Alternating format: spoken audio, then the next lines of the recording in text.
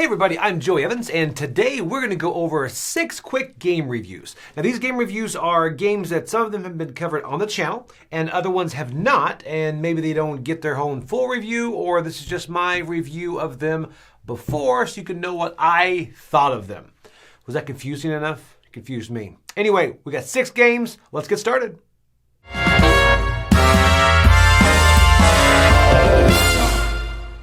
Okay, so my first game I was pretty excited about. It is White Castle. I was like, really? This is going to be a food chain magnet with a great restaurant. Everybody starts their own White Castle. It is not that White Castle. It's a different White Castle. Now, this one, when you read the description about it, I thought, oh, it's going to be a very, very heavy Euro, so I wasn't sure when I was going to be in the mood for this. But here's part of the description about it. Gardens tend the pond, where the koi carp live, warriors stand guard on the walls, and courtiers crowd the gates, pining for an audience that brings them closer to the innermost circles of the court. When night falls, the lanterns are lit, and the workers return to their clan. All right, so all of that theme, no, I don't really feel any of that theme. It is pretty much, it is a worker placement, a Euro with resource management, worker placement, and dice placement. So the theme is not really there. However, that being said, wow. I really liked this game more than I thought I would. I have to say that dice management is quickly becoming one of my favorite mechanics in games. It's not used a lot, but here it's used very, very well. And I also like the fact that the setup of the board is different. So depending on the game you play, you're going to set up the board differently and have different actions in there. And that makes the resources, for example, the resources in this I think are food, iron, and mother of pearls, right? So those are going to tend to be more or less scarce depending on the setup of the board. And it is randomized. That I really enjoy. On the Dice Tower Cruise, we had one person who ended up playing this probably a dozen times. And you can do that because every game tends to be differently. And not only because of the dice rolls. The way the dice rolls, it's you take it and you're going to put them on the bridge.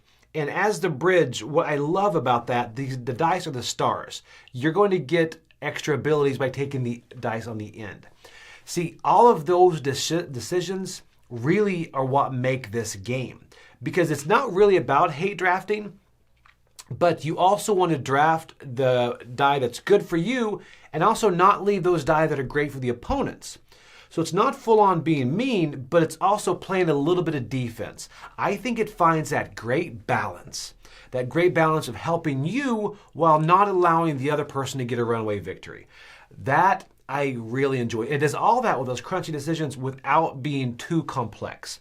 So this is a game I can see myself going back to. Now, of course, there's luck. There's die rolls in it. So, of course, there's going to be luck. And it also seems too short. I kind of wish it was a round or two longer, but that's what I want out of a game. I don't want a game that's going to wear out its welcome. So this one was a pleasant surprise to me. It is getting a 9 from me. I really enjoyed this game. This is one I will go back to over and over, and I'm beginning to become a much bigger fan of dice placement and dice mechanics. It's really fun. It's a good one. Check it out. Okay, so speaking of mechanics that I like, another mechanic that I love is Push Your Luck. This is a game called, this is First in Flight. This is a game where it's a push your luck game in the beginning of aviation. But let's be honest, if you were at the beginning of aviation, every day was a push your luck. So that's why this theme really just grabs it. The whole thing is you're going to kind of build your deck, and you are going to do it. It's a blackjack style game where you have to keep turning cards and getting those flight numbers to get a longer flight while trying not to crash. Now, you can also refine your flyer by different cards and using different flying techniques. So you're building your deck and you're going forward with the different flights. And the whole thing is the game will end after 4 years, or if someone gets 40 in their flight. And you think it sounds easy, but those red cards are going to start showing up more and more, and the flaws are going to show up. And then once you descend, you still have to draw 2 more cards. So when you make that decision to descend, you know you're going to get 2 more cards. You can kind of bank on those being good ones and push you over the edge in that score, or you can just make sure those, you've got to start descending before those 2 flaws show up. And when you crash, it's not terrible, right? It's not game ending and changing, but it is frustrating. That's what I like too, because it's a push your luck that's not too punishing. There's so many ways to grow your deck as well, And there's fantastic artwork in this. And I think the asymmetric pilots really help this game shine because there's a lot of different abilities that you can put forward in this. This is another game that I think it feels really thematic. That blackjack push your luck element is really fun, and you're just as engaged watching other people do it and keep going further and further along. It's enjoyable. I give this an 8. I really enjoy this game a lot. This is first in flight. If you like blackjack, push your luck, aviation, if you like games, give it a try. It's good. Okay, so the next one is a party game, and this is Blob Party. Blob Party is really cool because, first of all, it uses Play-Doh. Or clay, I guess it's Play-Doh. Is it all the same thing? I don't know. Play-Doh. So, and the whole thing is, this is pretty much groupthink the game. You're wanting to kind of think like everyone else, and everyone is going to eventually come into this one big blob, right? So you have a couple people, then if you match with them, you're going to then go into a blob with them, and now you're all going to decide one answer. So then at the end, there could be 2 blobs that eventually are going to have to come together and get the same answer. So you're all trying to get a groupthink idea. It's very similar in this way to Green Team Wins, because Green Team Wins, you are not playing the answer that you believe is right. You're more playing the room, right? You're playing what everyone else thinks you have. Now this was a little bit different. For example, they're going to give you a couple of words, like it could be music and lightning. And people could write things like Bohemian Rhapsody, David Bowie, somebody write Grease, and you're going to have to then do blobs with those people. So it's not questions so much as general words that you're going to then do your guess based on. So that being said, this of course has to be compared to games like Green Team Wins because they exist. I do like this because it has kind of an end where you're kind of pushing towards that goal of kind of all getting together and becoming one blob and one unit and get that group think. It does have that great crescendo where at the end, that is that finale where you finally achieve that. Where Green Team Wins does not. It does have a scoring mechanic, but the scoring mechanic is secondary to the fun of the game, really. With most party games, it's that way. And same with this one. But the other thing about Green Team Wins that I enjoy, I think, more than Blob Party, is that it can be played everyone sitting at couches and chairs. You have a big room, people are in chairs over here, couches over here, whatever. Everyone writes it down, holds it up, right? That, for me, makes a bit better of a party game at a different party atmosphere because you can really just play a huge, massive room. And you could combine different Green Team Wins and all that. So this Blob Party, I think, is a really fun game. I think it's enjoyable, but I would lean towards Green Team Wins. But that being said, this is a good game. I do enjoy it. I would give this a 6.5. That is Blob Party. So check it out. If you like games like Green Team Wins and Just One, this is worth checking out, Blob Party.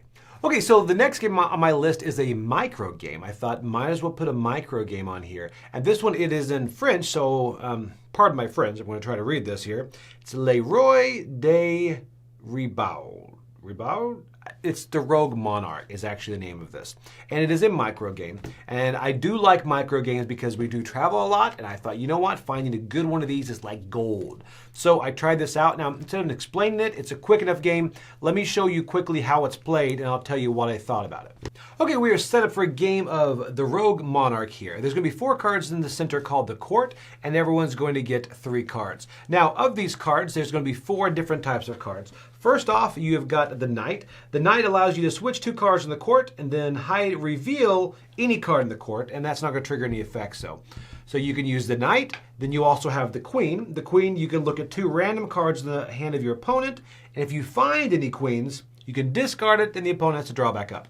So that's a way to get rid of their queens. And then also the King. The King, you can draw 2 cards, add them to your hand, and then discard 2 cards to your hand. Or you can reveal a face-up card in the court. You can turn one of these cards over.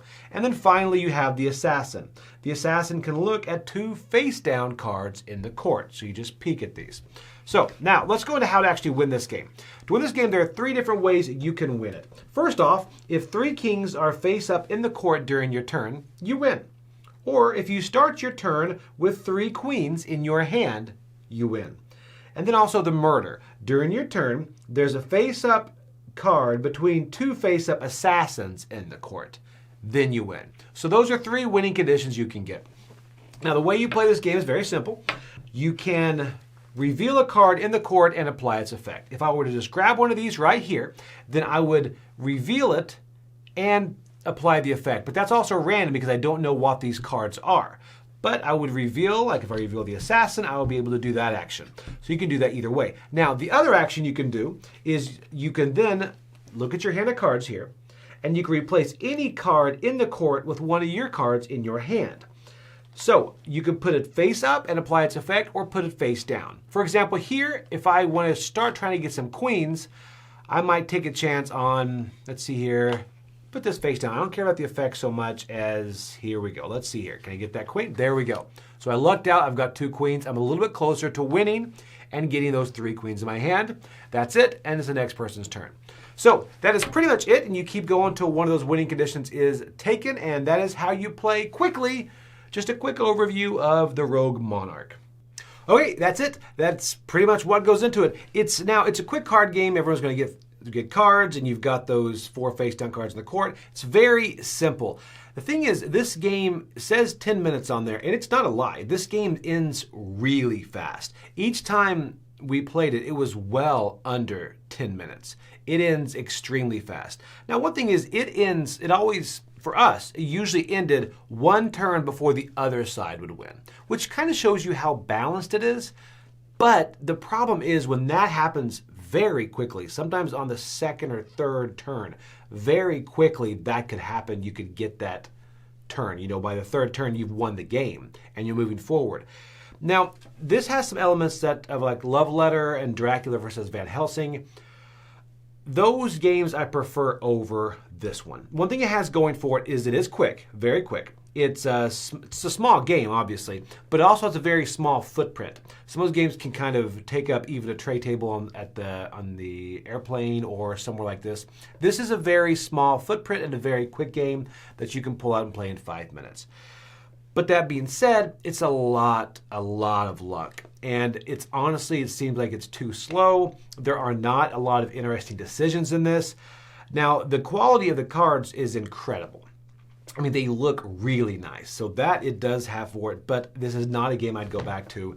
I think it's a bit too slow and not a lot of great decisions. So I give this a 5.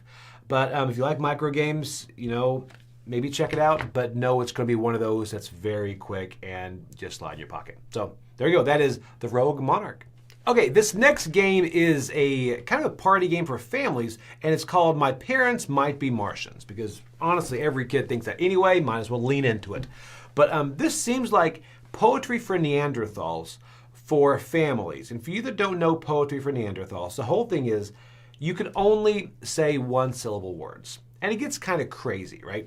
Because it's like if you have marshmallow, trying to get them to say marshmallow, you're like fire, white, eat, and all this, and it looks very Neanderthalian. I'm sure that's a word.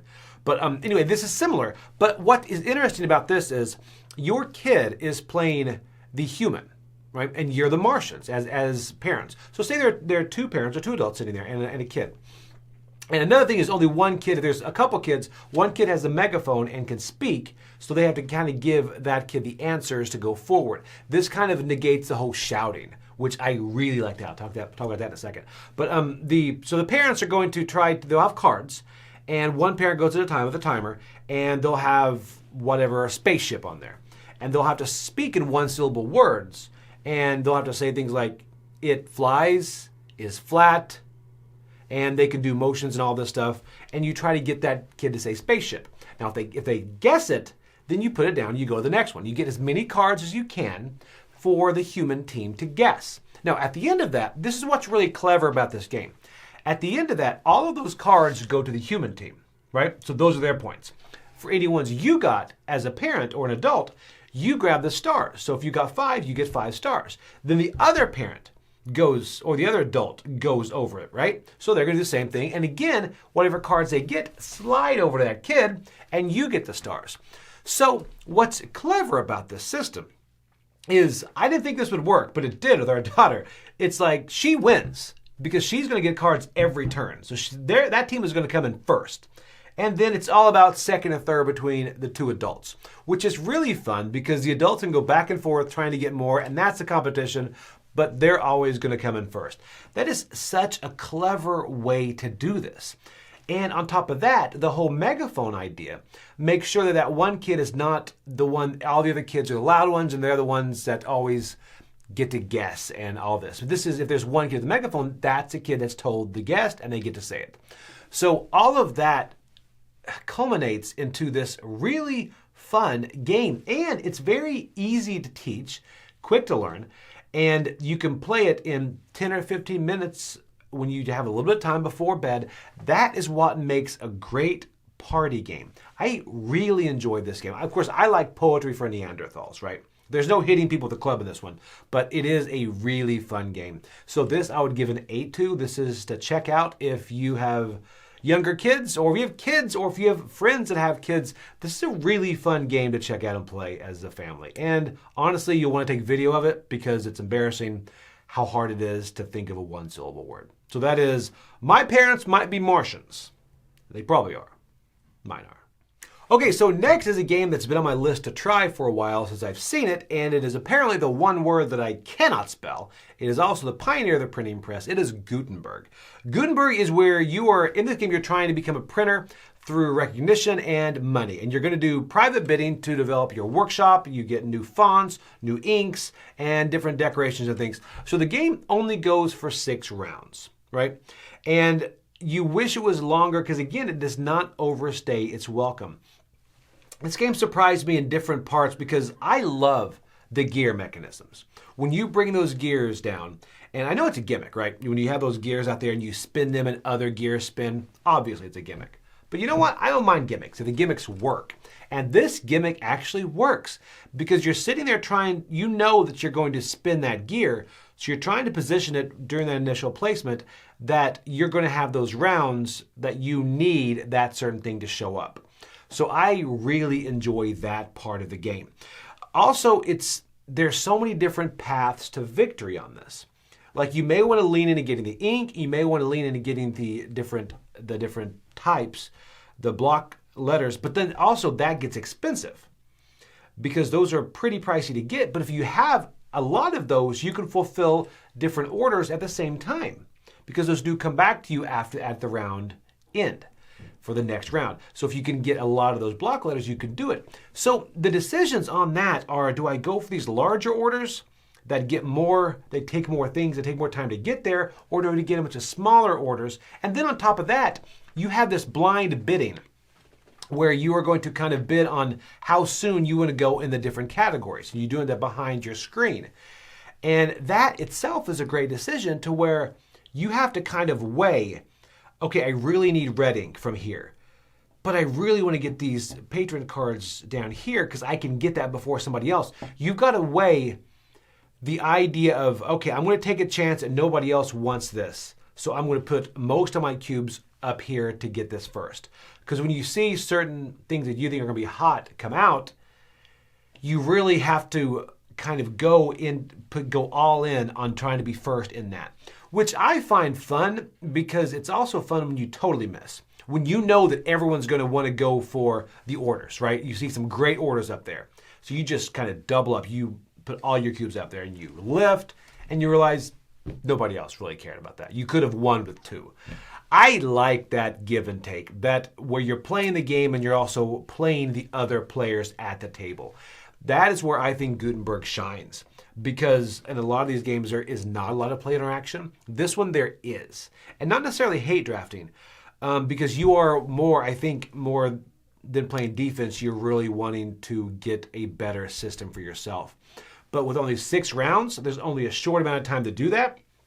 So this Gutenberg was a very pleasant surprise. I saw it initially, and I knew the components were incredible. But I didn't know how great the gameplay would be. This one I really enjoyed. This one I give an 8.5. And this is one I think you should check out. Again, it's got gears, it's got type letters, ink, everything. It is Gutenberg, and it is fantastic. Whew, okay, that is it. That was 6 quick game reviews. So please, you can also check these out later on Dice Tower Encore channel. So be sure to check that out. That is where we put all of these cut up. So it kind of makes a library we can look through and type in whatever game you're looking for, and you can see different thoughts in every game. It's very clever. So make sure you take a look and subscribe to that as well. And of course, subscribe to our Dice Tower channel here. But thank you guys for tuning in. I'll see you later on the channel. I'm Joey Evans. Bye.